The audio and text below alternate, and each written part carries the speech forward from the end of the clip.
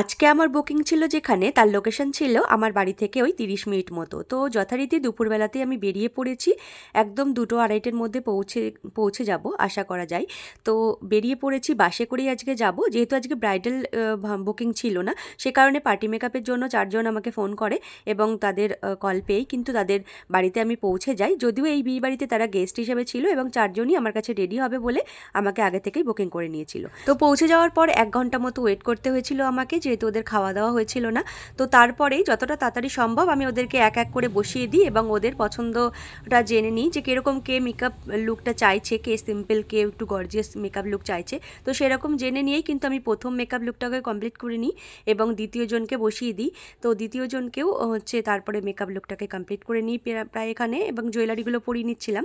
তো ওদেরকে শাড়ি, জুয়েলারি এবং ফুল সবটাই কিন্তু আমি অ্যারেঞ্জ করে রাখতে বলেছিলাম, যে কারণে আমার খুব একটা অসুবিধা হয়নি, সবটাই অ্যারেঞ্জ করাই ছিল এবং পরপর পার্টি মেকআপগুলো আমি খুব সুন্দরভাবেই করে নিয়েছিলাম। এটা ছিল দ্বিতীয় নাম্বার কাজ। আর তৃতীয় জনকেও বসিয়ে দিয়েছি এবং তাকেও ফাইনালি রেডি করে দিয়েছি, একদম সম্পূর্ণ ফাইনাল লুকটা তোমরা দেখে জানিও কেমন লাগছে। আর এটা ছিল আমার 4 নম্বর ক্লায়েন্ট। তো সেই ক্লায়েন্টকেও কিন্তু তার পছন্দ মতোই তাকে রেডি করে দিয়েছি এবং তারপর শেষে বাড়ি ফেরার পালা। তো বাসে করে যথারীতি আবারও আমি বাড়ি ফিরে এসেছিলাম। তো তোমাদের ভিডিওটা কেমন লাগলো অবশ্যই কিন্তু আমাকে কমেন্ট করে জানিও।